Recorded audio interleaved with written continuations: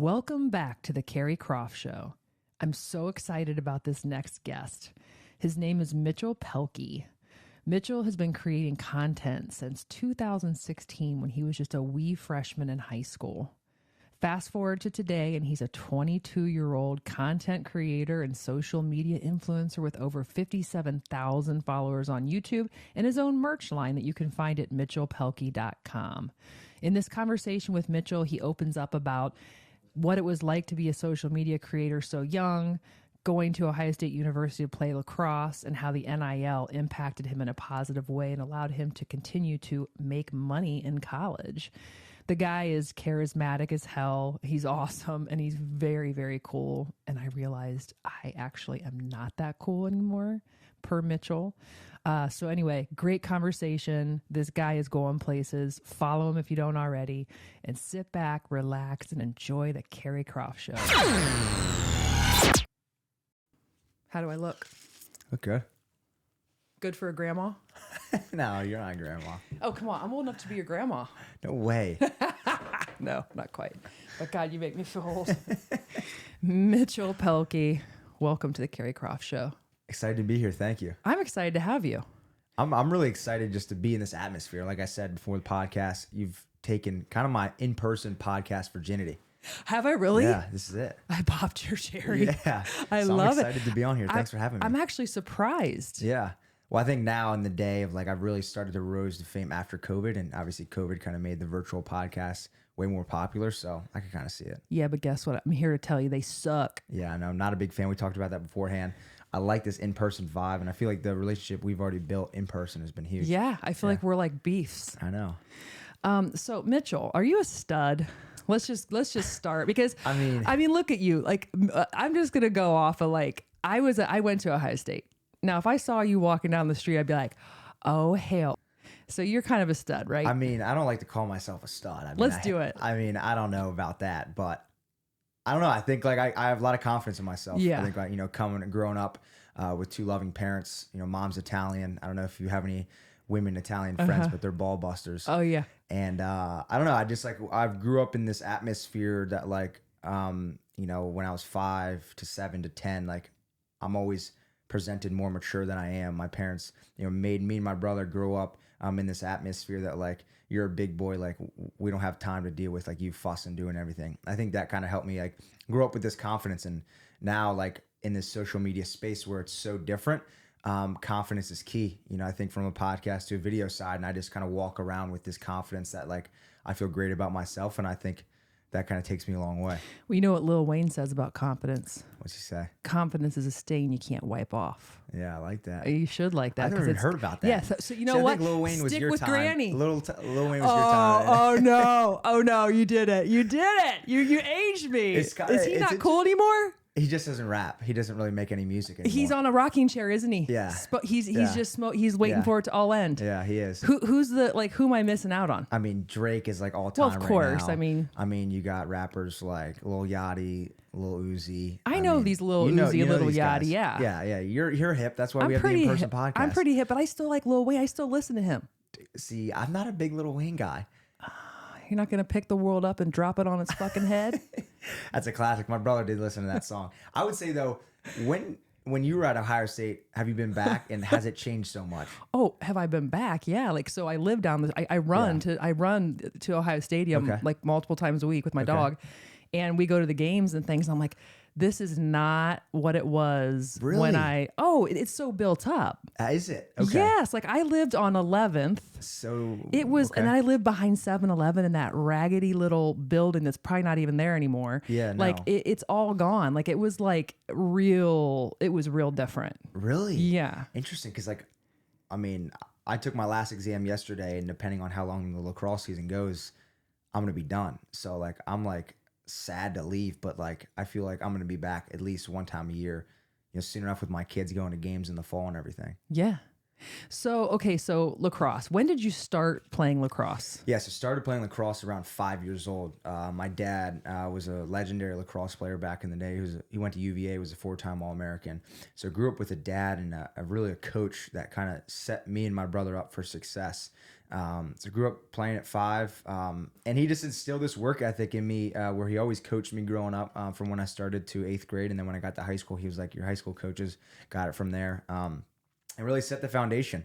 And it's pretty surreal because he taught me at such a young age. And by the time I graduated from 8th grade, that summer was the recruiting summer. So at 15 years old, I had to play great summer lacrosse to get looked at by these college coaches at 15, which is nuts to think about now. And I'm thankful that he instilled that confidence and that hard work and that great kind of lacrosse metric in me because, you know, at a young age of 15, I really had to show out, and I'm glad he did because I got the opportunity to visit a couple of schools and obviously pick Ohio State. I mean, there is no better college than The Ohio State University. There isn't. So, you know, I was thinking about you and thinking about you starting this brand when you were 16. Yep. And you're also this, you know, elite lacrosse player. So you've got, and when I look back at when I was your age at 16, I was a cashier at Dave's Markets. Okay. And like, you know, it's just a different world where the opportunity, if you grab onto it and you have the wherewithal, which you did at 16 years old, so you've been building this thing and you're now the ripe old age of 22. Yeah. And so then not only are you learning how to be an entrepreneur at such a young age, but you're also learning this time management and how to balance. So I love the lacrosse thing. I know nothing about lacrosse. No worries. But I'm so intrigued with how you have been able to sort of parlay all of this into your own personal brand while being able to, you know, play lacrosse at an elite level. So what made you when you were 16? What was the first like, this is cool, this is fun? How did that start? Yeah, so again, I'm a big family guy. Family's everything. Even though my parents are divorced, like family is everything for me. And I always say this, like my dad helped me with the athletics and the look side of things growing up. So he was a great lacrosse player, allowed me to play lacrosse. But my mom helped me with kind of this, you know, Italian ball busting plus like, hey, you got to do something else. So her biggest thing growing up was like, hey, like, you love lacrosse, that's everything you do, but what are you going to do when you take a girl on a date? That's what she would always say to me. And I was like, I don't know. And like, I love this video aspect, but at like 8th grade, freshman year of high school, I was so afraid of what people would say, right? Like, I just didn't know. It's such a new atmosphere. Like, nobody's really doing it. And it really just took my mom to be like, hey, like, you got to try this other thing. Like, you got to continue to do different things. Like, lacrosse isn't going to be there forever. And it really just took my mom continuing to get on me about like, hey, like continue to post this stuff, like start posting it. And I just said, screw it, like let's do it. And then I met up with one of my boys, Evan Buckley, call him Big Buck, shout out to you. Big Buck. Big Buck. And then we met up at my mom's house that weekend and I gave him a terrible haircut. And that's what started my content career. So it's really evolved from like haircut videos to high school vlogs to incorporating lacrosse to now like student athlete, student body, college stuff. And then really excited for the future when I graduate. So do you, when I was looking at your content right now, I see a lot of like day in the life and like the Ohio State, like, do you just basically say like, okay, this is me, this is what I'm doing, and I'm just going to make content that's just super authentic to me? Yeah. Is that always the foundation of what you're doing? Authenticity is huge on YouTube. I think we're getting away from that in this space, and I don't like that, but I feel like everything else in the world, it always comes back around, right? Like even when you were a young buck, you're probably seeing trends and styles and clothing that are coming back around nowadays. And it's the same thing with content. But yeah, I think as far as like the day in the life, gear bag, Ohio State lacrosse stuff, like that's not all my content. I've really appointed to that recently because I'm graduating. I kind of want to get the last licks of that sort of content before it's gone.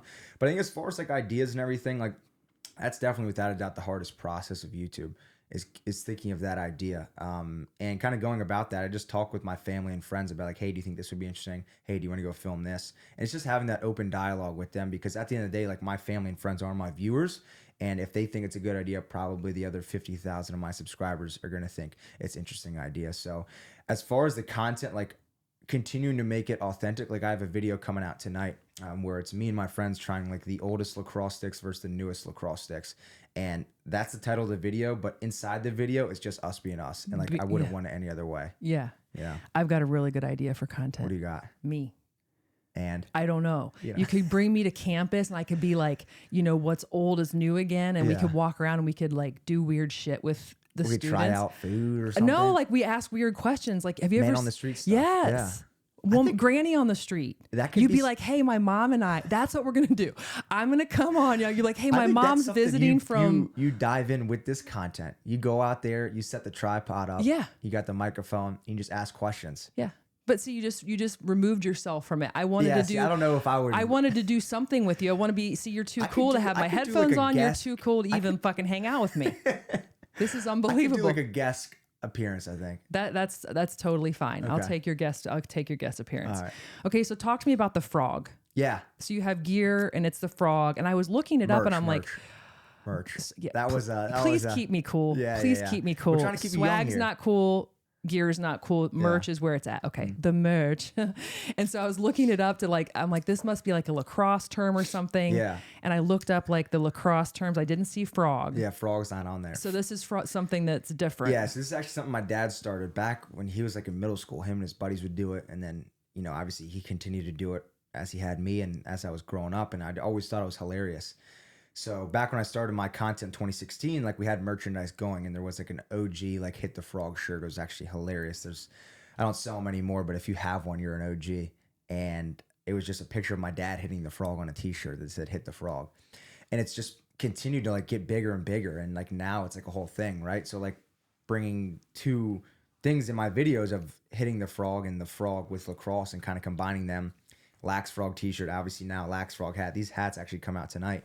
And then, putting that onto a golf frog and, I have different frog characters coming out on June 1st for my summer drop. And it's just something to kind of bring to life. Like it really isn't anything that serious. I kind of just like the fact that it's just like fun. Like people take life too seriously. It's just like hit the frog and have some fun. Yeah, I think playing athletics and definitely being a Division I athlete, like everything is just so serious. It's made me realize like, dude, people need to relax and just smile. Okay, so when did you realize so you start this when you're 16, Yep. Clearly, your frontal lobe isn't even, I don't even know if your frontal lobe's fully developed at this point. Yeah, of course, because it's not even fully developed yet. It's part of your brain. See, mine is real developed up here, okay? All right? So when did you realize, I can make some coin doing this? Now is coin? Yeah, coin's kind of young. I like that. Is it? Okay. Yeah, I say that as well. I like that. I would say we're gonna have a whole social media, like a whole clip thing of you just busting my ass it's about. Good though, right? I love it. You wouldn't want it either way. It's so good. I think as far as like making coin at a young age, like I think it just started from the passion. Like I just liked making videos and like didn't think about it from the aspect of making money, because at the end of the day, like I started my content and my social presence 6 months after I was committed to Ohio State. So like at the time, like I was just this Division I commit that was making content. Like I didn't worry about like paying the bills or making money or anything like that, right? I'm just a high school kid living at home like any other cat. And I think I really started to realize when I could make money was my senior year of high school, when I first dropped a couple t-shirts, my merchandise, and I made like a couple grand off that. And I was like, wow, like this is really something interesting. And at the time I only had like 10,000 subscribers. And the tough part was like going from making merchandise in 2019 and then 8 months later in August having to stop making merchandise, stop making money off my YouTube videos because I was a student athlete and NIL wasn't a thing. And that was like the hardest part, just because like, why do I have to stop making money because I'm playing a sport at the next level? And that was tough for me. And those 2 years from my freshman year to my sophomore year were two of the hardest years of my life, because like the money part wasn't that tough, but it was the part, it was like, hey, you can't create content being a student athlete. And there were so many rules about creating content, and it really just kind of left me making, videos in my room without showing any logos or anything. And like, and with that, it's that tough. might get weird. Yeah. I don't know. Yeah, somebody like check OnlyFans. Just like me in my dorm room with my guys, and it just content gets so stale so quick doing stuff like that. And then obviously when NIL opened up in July 1st of 2021, like that really, kind of, I feel like started my life again in the social realm and kind of got me up and going. So let's talk about NIL, not even in terms of you being able to create content, but let's just, just for the typical student athlete, a lacrosse player like you, which I know you're a stud. Yeah. But I also know that like lacrosse does not get the shine that like Ohio State football gets. Yeah, And so without a doubt. there's a lot of politics and antics and chaos over here. Yeah. And I think it's kind of overshadowing sort of the incredible thing that's happening with the NIL in general. And that's what Gene Smith was saying when he was here, is that, you know, you don't see the millions of planes that land safely. You see the one that, you know, gets caught on fire because a bird went in the. So what has NIL done for you just as a student athlete and other athletes that you see that you're around? Well, I think too, like, as far as like, I would say from like, I think the biggest part of NIL for me was just like the opportunity to meet new people, right? Like I've done deals with like DoorDash, the Cheesecake Factory, IHOP, you know, Degree Deodorant, some of these huge brands. And like without NIL, that would never have been a thing. Even like this relationship right now, like without NIL, I would never have been as big as I am right now and probably never would have met you. And I just think that part is the biggest for me, is just like to be the opportunity to be able to meet new people is huge for me. Yeah. And I think too, it just kind of also gave me this comfort to do, you know, so much with my content. It's like, okay, I have money coming in now.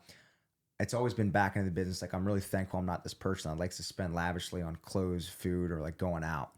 And every money I make is either going in the stock market or going back into the business. And it's really given me this cushion to be able to take these risks. And right now, you know, take that risk to doing the merchandise. I released that in December, and that's going great. I'm, like I said, trying to do that summer drop right now.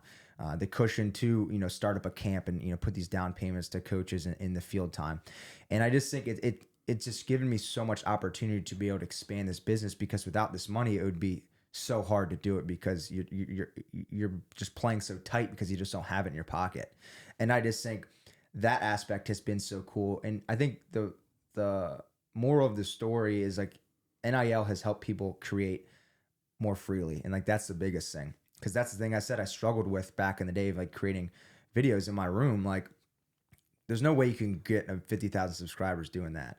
And I think NIL has just helped, you know, me create freely, in the fact to help me grow. And like without NIL, I would not be here, without a doubt.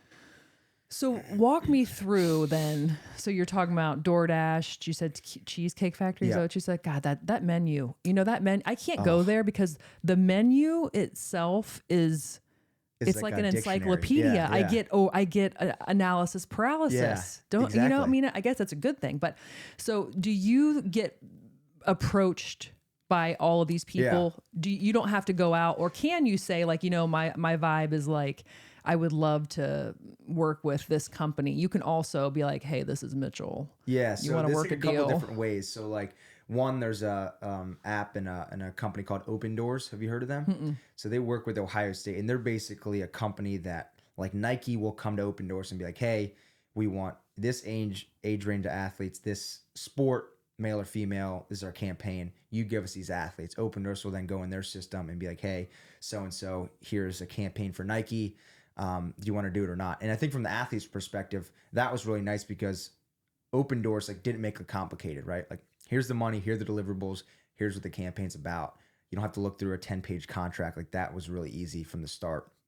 I think too, like I just recently hired a publicist that helps me, you know, get brand deals. So she's on the outreach side of like reaching out to like different companies, be like pitching Mitchell Pehlke.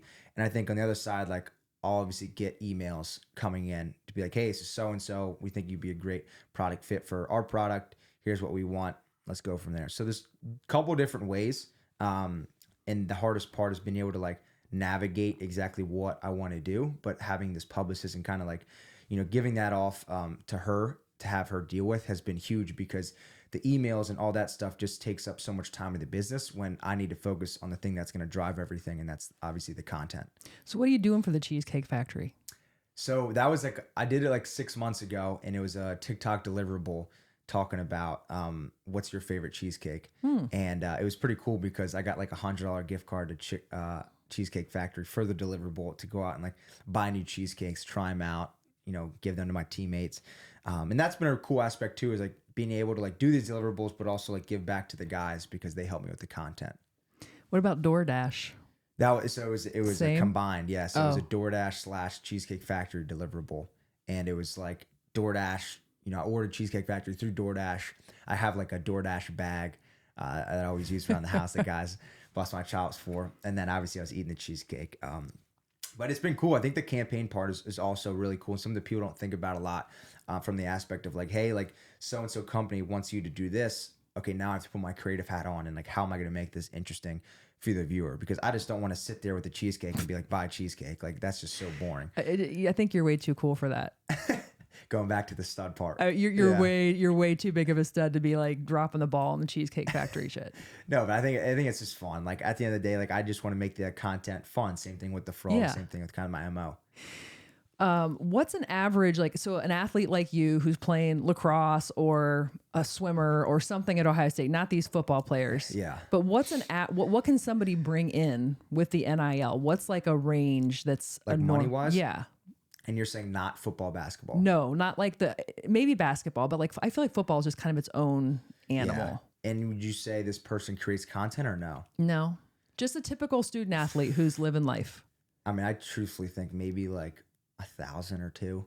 Okay, so the content part really, I mean, that's why I'm doing it, right? Like, yeah. I'm a biggest face in the college lacrosse, perspective because of the content. I'm getting these deals because of the content. Yeah. It was easy for me to start NIL because of the 5-6 years I put in before NIL was a thing. But that's what it's going to do. And I talked to somebody about this the other day. Like, there's kind of like 2 different sides of NIL. There's these CJ Strouds, the face of these big brands, football and basketball, these big schools that are going to make their money because they're the athlete. And the other side is like, I play an Olympic sport, but I create great content. That's how I'm going to make the money. And that's really it. Like, if you're an Olympic athlete that doesn't create content, like, you're not going to make that much money because, like, a brand like Cheesecake Factory or Degree Deodorant, like, they don't care about you because, like, you're not going to bring anything to their table, right? It's got to be this kind of even teal thing. But I think as far as like a regular athlete, it's going to be tough because, like, you don't bring anything to the table. Yeah, you bring a lot to the table. Yeah, you're bringing the fork, the spoon, the knife, the plate, the napkins. I mean, I'm trying to bring like, the ambiance, my mom's Italian spread, the candles, the pasta, flowers. Yeah.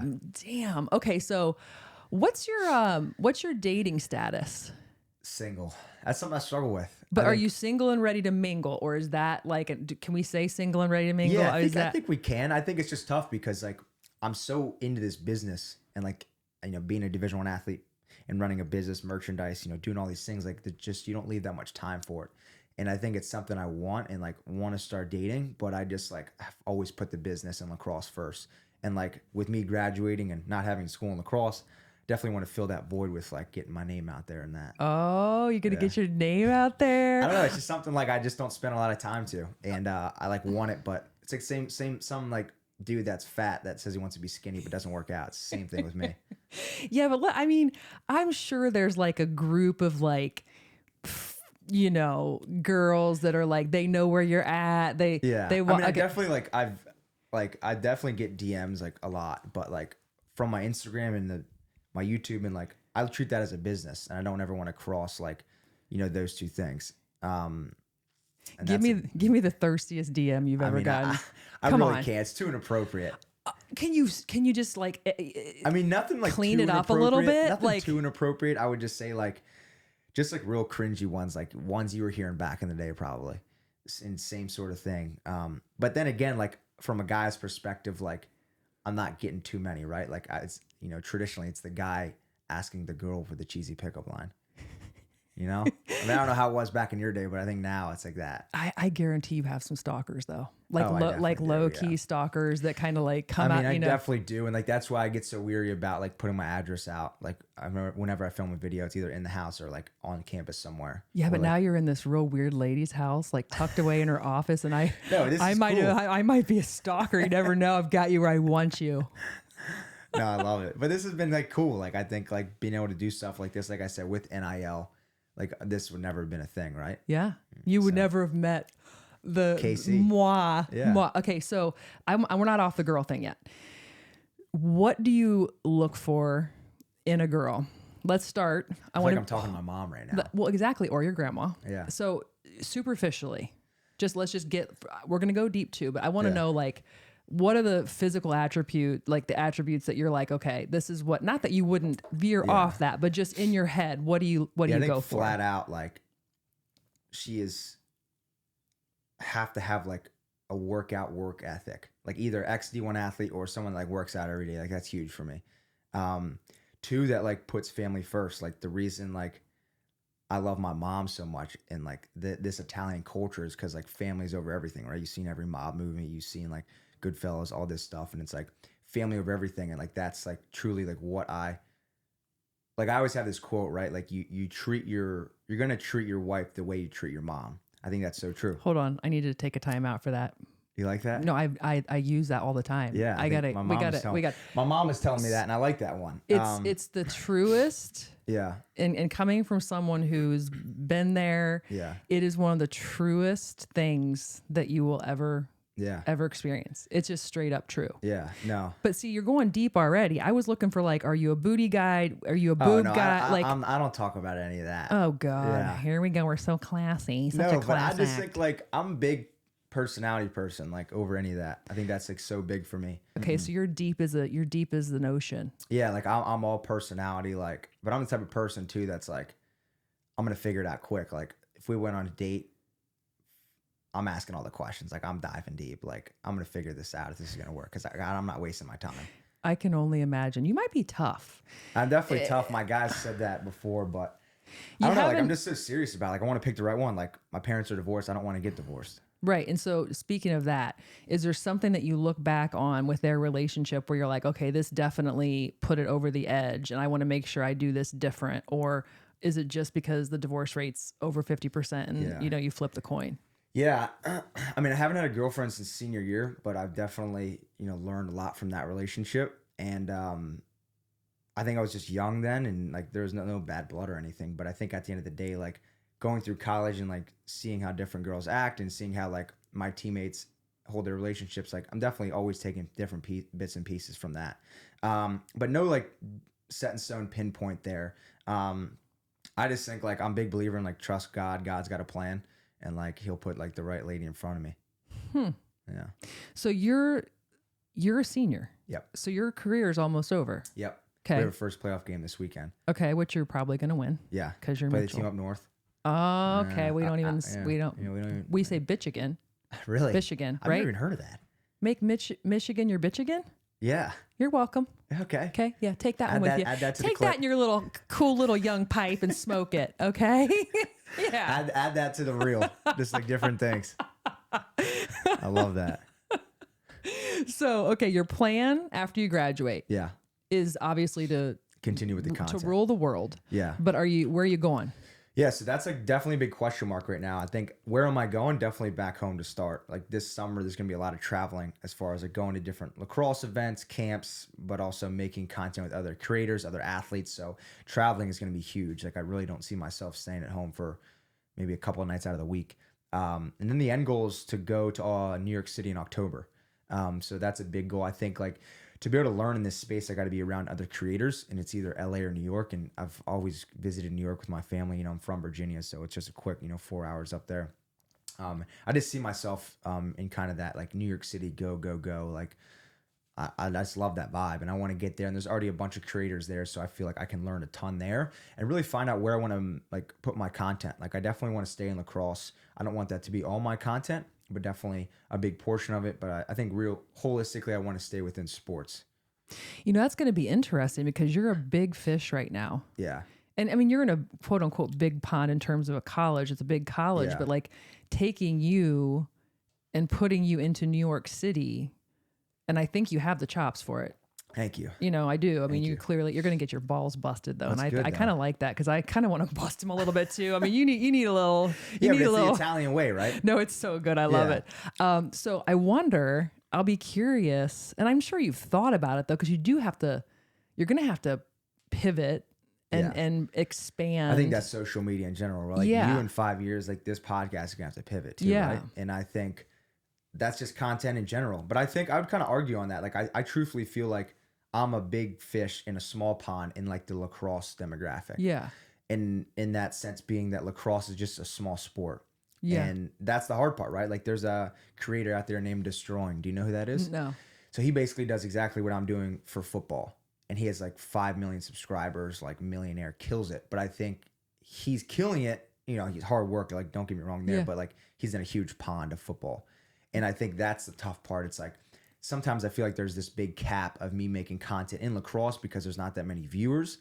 But at the same time, like, it just brings me so much joy. So I gotta kind of find that in between. And that's why I think like going down the road and making like sports content is something I see myself in, where it's not just, hey, lacrosse content at a Mitchell Pehlke. It's like, hey, like, he's going to do this facilities tour with this quarterback, or like he's going to shoot with this basketball player.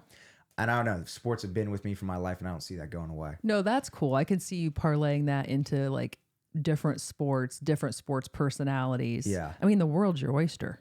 I hope so. I really do. I mean, honestly, like, there's a lot of stress in this business. Like right now, like, you know, trying to do finals, finish the lacrosse season, and keep merchandise along with videos going. Like, there's so many things I'm always balancing, and it's definitely not easy, which you probably thought, like, maybe starting this podcast, oh, it's gonna be so easy, but it's not at all. I knew it would be very hard, and it's proven to be very hard. So what about your podcast? So did you like pump the brakes on that? Yeah, so I had a podcast, like, kind of just when COVID first happened, realistically, just because everyone was doing it. And I love doing a podcast. Like, when anyone asks me, I always come on, and I want to get to the point where I have my own. But back then it was 2020, like, it was all Zoom, and it was just me talking about college lacrosse. And like, I love playing, but I don't like sitting down having a conversation about it. So I think as far as a podcast goes, like, I would love to get one going within the next couple of years, but I don't exactly know what like my genre would be. Are you going to have me on it is the question, because you could be first guest. Then your genre is awesomeness. Okay. I think so. Like, I mean, first guest, KC. Yeah. We could probably do it in the studio. 100%. Yeah. So Mitchell, I have 134 subscribers on YouTube. Okay. Okay. Yeah. So you got to help me here. Now, well, in my defense, I just started this. I just started YouTube, and I'm not consistent, and I don't do diverse content. So I may post something on a short or whatever, but like, if you're looking at me and you're consulting me on the Carrie Croft show, you're like, you've got all this, you know, this raw talent, Carrie. Yeah. I mean, so I would ask you, when you're out at a bar or at dinner and some cat comes up to you and you're like, yeah, I do a podcast. And I ask you, oh, what do you do it about? What's your answer? It's a hard answer, because it's me having cool conversations with interesting people. Yep. And I have like, I just wrote to Busy Bone yesterday, which you don't probably know who Busy Bone. Do you know who Bone Thugs and Harmony is? Yeah. Okay. Yeah. So he's, you know, there's Crazy Bone, Busy Bone. Yeah. And so I DM Busy Bone, and he actually responded to me. And if you would have seen me like running around, like, you're fired up. Oh, if I could interview Busy Bone, but then like I'll have a Gene Smith type, or I'll have, I mean, it's a whole different, it's like I'm a kind of a clusterfuck. Like, I like wild cards. Yeah. I'm enticed by fitness, business, pop culture, the human condition. Okay. And so you could see a podcast for me that's a story about something really hard that a SOS client went through, and you're over here in tears. And then next week I'm flipping the script on you, and I've got some rando talking about Vanderpump Rules. Okay. Don't know what that is either. Well, that's your own problem, because I promise you, if you look at your freaking Ohio State University biatches, they all know Vanderpump Rules. Okay. It's like that's the tea right now in the country. Oh, okay. Hey, I just poked a hole in Mitchell. He's not up on pop culture. I would say though, like, that's totally fine. Like, there's so many podcasts out there that kind of like sit down, just have interesting conversations with interesting people. But I would say too, like, the next step is like, one, it's going to take time. Like, you know, this is like, I just passed 7 years, and I'm only at 50,000 subscribers. If you look at it from like a long perspective, like, I want to get to a million plus. And I think two, for you, is like, one, it's going to take time. So don't worry about, you know, the number. And two, it's the consistency part. Like, I post my YouTube video every Tuesday at 5 p.m. Like, I will not miss that. So like, it's 1 week, one a week. One a week. And with podcasts, you know, it might be more challenging, but I think you get to 2 because there's not much editing involved. I would say, like, I told you this before, and Colin and Samir, they're creators in this space that kill it. Like, I listen to them religiously, and the fact that they're like always telling people what the next thing to do is, how can we help, talk about creator support and this and that. And one thing I've learned from them is, like, you got to think about your YouTube channel as like a show, right? Like, when you go and sit down and watch The Office, you know what you're getting.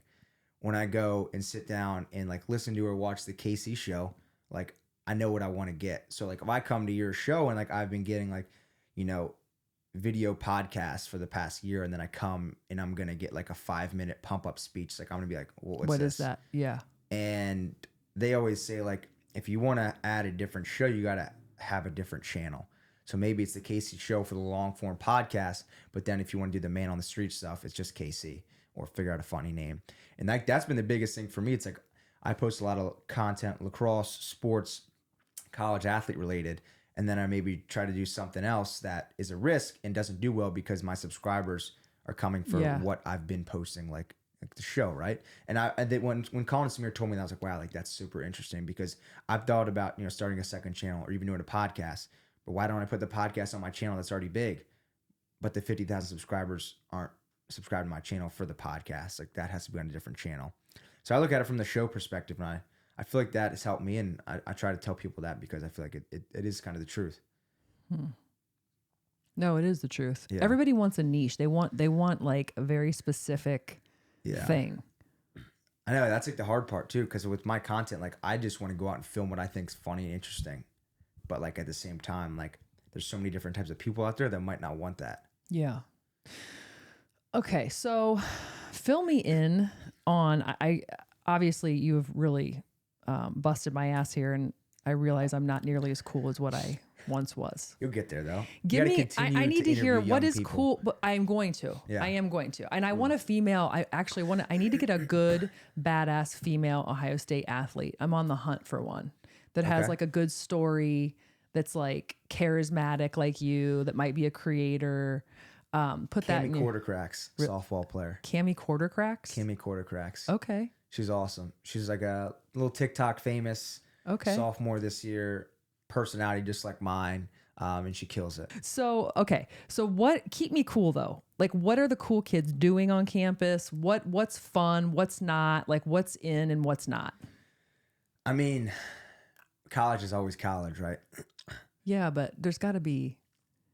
I mean, at the end of the day, like I feel like it's the same. Like they're gonna study Monday through Friday, and then they're gonna go on the weekends. Where do you do on the weekends? And can I come, or would that be weird? I mean, you can always come. Like the lacrosse house is like always open. I think that I would fit right in there. I don't think that would be weird at all. No, I don't think so at all. And I guarantee the weekend seems the same thing when you were there back in the day. Where's the lacrosse house? I can't say just because I don't want to put it out there. Oh, is it like a secret? Well, no, it's not a secret. I just don't want my address out there. Oh, I mean, there's like I a see. couple. There's like 4 or 5. So you live in the lacrosse house. Yeah, I live with 6 other lax guys. How's that? House is terrible. Oh, I can't even imagine. That's got to be a stinky, it's been a passed gnarly down lacrosse house for like 20 years, and like the carpet in there is gross. Like we talk about the vents. We had to get like drywall put in the ceiling because this was about to go through. I mean, I wouldn't trade it for the world because I love living with the guys, but the house is just brutal. So who's the out of all 6 of you guys, who's the messiest? Steven Zubicic, cat from New York City. Okay. Who's the hardest to live with besides you? Because I guarantee you. I'm the hardest, without a doubt. I'm just so anal on my schedule that like I got to do the same thing at the same time. Like if you're down there cooking, well, I got to cook. Like you got to get out. Like I don't know why. It's just like that's how I've always been. And like I got really lucky. We did like a random room generator to see who get the best room, and I got first. So I got the best room, which I'm thankful for. Because if I didn't, I told the guys, I was like, if I didn't get the best room, I'd be out. Like I would just leave you guys how it is. Because like for me and my content, like the way I do my like life, it's just like I need it that way. You're a diva. You are 100%. I don't like that. I do. But you know what? You kind of are, because you won't wear the headphones. Yeah. And you're a D. I want to talk to these other dudes that you live with. I guarantee. They would be sitting here busting my chops. So for sure. who's the most fun? Like who's the guy that gets turned and like literally turns into like the party? Like yeah, my guy Garrett Nielsen. Like he's a guy like I love talking to before a game on the weekends because he always makes me smile. Like he's a funny guy. He doesn't take life too serious, and he's just like always like in a good mood. And then I got to go with my other guy, James Hogan. He helps me a lot with the business, helps me film, and helps me with the ideas. And also a funny guy like we always can mess around with. And those 2 guys like are my ride or dies in the house for sure. Like they always like help me out with different aspects. But as far as funny goes, got to go with my boy Gary. So when you're getting ready to go out, do you have a real specific like are you a big manscaper and like you take a lot of time to get ready? I mean, at the end of the day, like I'm just out there to like have fun with my guys. So I don't have, think too much about it. Like I pop on some Mitchell Pehlke merch and kind of hit the town. Is that what you always wear? Is your own merch? You got to spread the brand, right?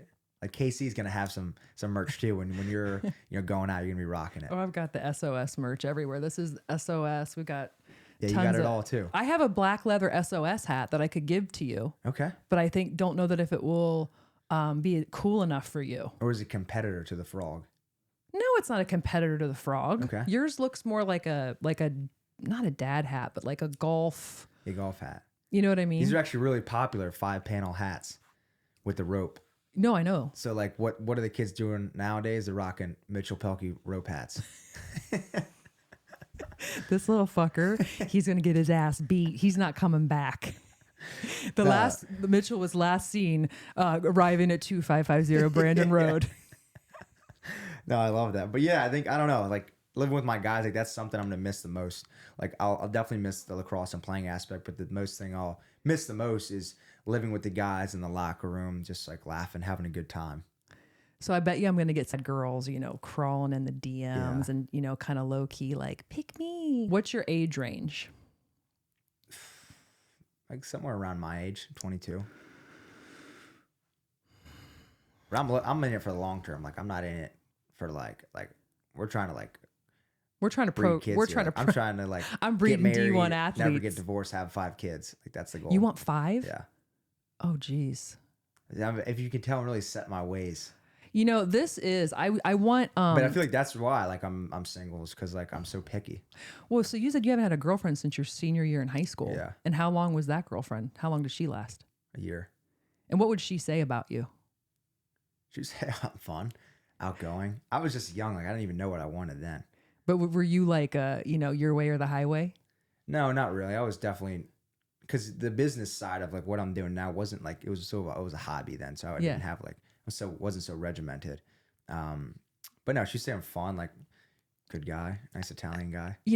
All these roommates of Mitchell's out there, I know you hear me. I want you to DM me. And I want to know, give me, because I think I know I've got a pretty good read on people, and I just I have a vision of Mitchell in the house behind the scenes, man. I mean, I the only bad part is about the business people don't realize a lot too is like there's just so much work that goes involved. So I don't really see the guys that much during the week because I'm working. Like if they're going out getting Taco Tuesday or something, like I'm in the house like working. Like I really don't see them until the weekends or I'm at practice, just because like it just requires so much time me being up in the lab working. Yeah. Okay. So who do you, for people out there who are like, trying to build something or obviously looking up to you and want to know, who are you paying the most attention to? And I know you mentioned those 2 dudes. Colin and Samir, yeah. Those 2. But then outside of that, are you like a Gary V guy, or is he out now? Or like who are the big players that you're kind of, that you pay attention to? Colin and Samir for sure. Like they actually started creating content in the lacrosse space. So I've kind of always had this connection with them. Then they dived into something that, helps, me and you both out. So I listen to them just to continue to learn. Destroying that creator I mentioned beforehand. Yeah. Doing the same thing I'm doing for football. And I look up to him in a way of like, how can I apply what he's doing for the sport of football to lacrosse and other sport genres? I think too, just like a legendary one, Casey Neistat. Do you know who that is? No. He's a legendary YouTuber. 10 million subscribers. Just really kind of the godfather of vlogging is what they call him. Because he just like created this whole new niche on social that has inspired so many people. And I just think I always look up to him in the way that he creates content.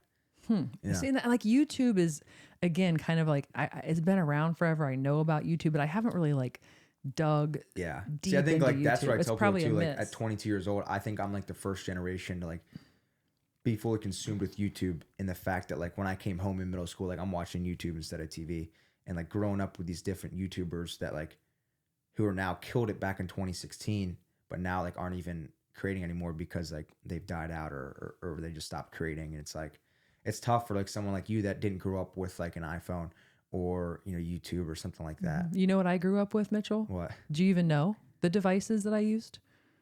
Like a razor. Do you have one of those? Yeah. We had pagers. Pagers? Do you know what a pager is? Yeah. Hit me on the hip. Yeah. I never personally had a pager, but like that was, was my the thing. era. And then the big it was a treat. Oh, I can't imagine now. So what do you think about TikTok? I mean, I like it. I think as a platform for me, YouTube is my number one. I think at the end of the day, building a community on YouTube is the strongest thing you can do through all social media. Because at the end of the day, if you post TikToks and they're average like 10 seconds, I'm never going to be able to like build a relationship with you, because like in 10 seconds, you just can't do that.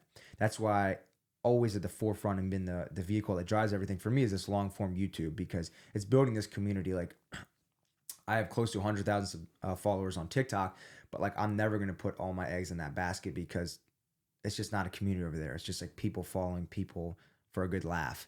And you've seen the hardest thing to do is like TikTokers that have millions of followers, and then you go to their Instagram, they have like a couple thousand. And like that is the biggest kind of red flag to a brand, that like this creator can't move an audience. And that's the biggest thing. And that's why you've seen so many people that killed on TikTok try to move over to Instagram and YouTube, and just takes them so much longer, because it's like you can't build a community with just these short videos.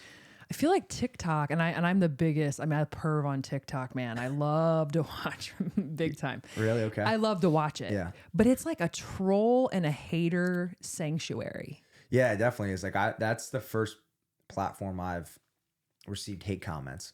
And so like, let's talk about that for a minute, because when you were 16 starting this and you're super insecure and you're just coming up to, Yeah. and like, you know, putting yourself out there, I'm sure you've dealt with sort of like self-doubt and like, Yeah. what are people thinking and saying? And that's a part of all this. And you have to Yeah. kind of say like, you know, I'm the, Yeah. you know, You can't think about it. you have to be like president of I don't give a fuck Yeah. university, right? Because it's like Yeah. some people will like you, some won't, and some Yeah. are indifferent. And that's kind of the way I see it. But like, Yeah. it's still bothersome. Yeah, it definitely is. I think like I'm thankful to like not really have seen it until like I was 20. So I feel like I Yeah. was at a good age. But it was tough like at first, like just seeing all these like hate comments, and it really didn't get to me just because like I grew up like for two parents that like, you know, it's like me mature, like, you know, worry about yourself. Like my Italian mom busting my chops like all the time, like just this thick skin that she instilled in me. But it's tough at first. It's like something like you just gotta, I feel like it's gotta happen to everybody. And then when it happens, you just gotta realize like, dude, it's just some cat behind a computer screen. Like you gotta relax. How do you feel about some people who like take that content and like turn it into their own content, where they'll put like the hate comments up and Yeah. they'll be I kind of think that's funny. And then I don't know. I kind of feel like it's like not soft, but it's like, I don't know. I never like, if people put hate comments out or do anything like that, like I just don't respond. yeah, it's kind of perpetuating the hate. Yeah. Like I never want to continue to spread that. That's always been my thing. It's like positive content. Like we're going to bust chops and like make jokes, but like, we're not going to like talk about hate or like Yeah. sad stuff. Well, I think that what happened with the Twitter thing is like those celebrities would sit down and they'd read their own hate. Have you seen that? Yeah. And that was funny. Yeah. And that's kind of a one-off. Yeah. But now I'm seeing, and people who I like and who Yeah. are, you know, out there grinding, they're like taking time out of their day to like put up, like respond to reply these to a hate haters. It's like, comments, yeah. dude, this kid's like in his mom's Yeah. basement. And he's going to be like happy you did that. yeah, let's not put up Yeah. the hate. Like Yeah. I don't know. I just think it like, Yeah. I I don't agree know. with you. I've never been like big into that. I've never really kind of seen the positive. yeah. I think just with my content and like throughout me creating for, you know, these 7 years, like I've just never been into that. Yeah. Yeah. That doesn't surprise me. Yeah. It's You're not more of a really- lover, not a hater. Yeah. Yeah. I'm a nice guy. You are a nice Yeah. guy. Yeah. Challenging. Yeah, Nice guy. Challenging, nice guy. Mm-hmm. Yeah. Yeah. So what would you say to anyone out there, Mitchell, who wants to start creating content? Like, let's triage this, because Okay. what I think happens with a lot of people is they get overwhelmed. Well, first of all, you get to believe in yourself enough to Yeah. do it. Yeah. You But have then to. they get overwhelmed with, oh my gosh. Yeah, And they see so much someone to like do. you Yeah. who feels so far ahead, then they kind of collapse and recoil and do nothing. So Yeah. what's like the, you know, kind of like walking someone through how to triage, Yeah. getting them off and running? I would say the biggest thing is like, what do you enjoy making content about? Because at the end of the day, like if this takes off, this is what you're going to be doing, you know, for a good period. If you want that to like, you know, be your job. I think that's the biggest thing. Like I've seen so many creators that kill it in one space, but don't love doing that. And now they're just like in this space, like, oh, I got to make a video about this topic again. I don't even like it. So one, it's like, if you're a girl out there and you like making cooking videos or putting on makeup, like, and you actually like that, then make content about that, because if you hate cooking, you're never going to want to do it. And I would say too, is like the consistency part. Like you got to stay consistent. That's like, I would say that's 50% of like the pie of like, you know, becoming this legitimate creator is like continuing this consistency platform of at least getting like one thing out a week. And I'd say too, like it's going to take a lot of work. Like I'm 7 years in and only 50,000 subscribers. Like it just shows you how much time. Like Colin and Samir, they've been on YouTube for 10 years, and at the 10-year mark, they just hit 1 million.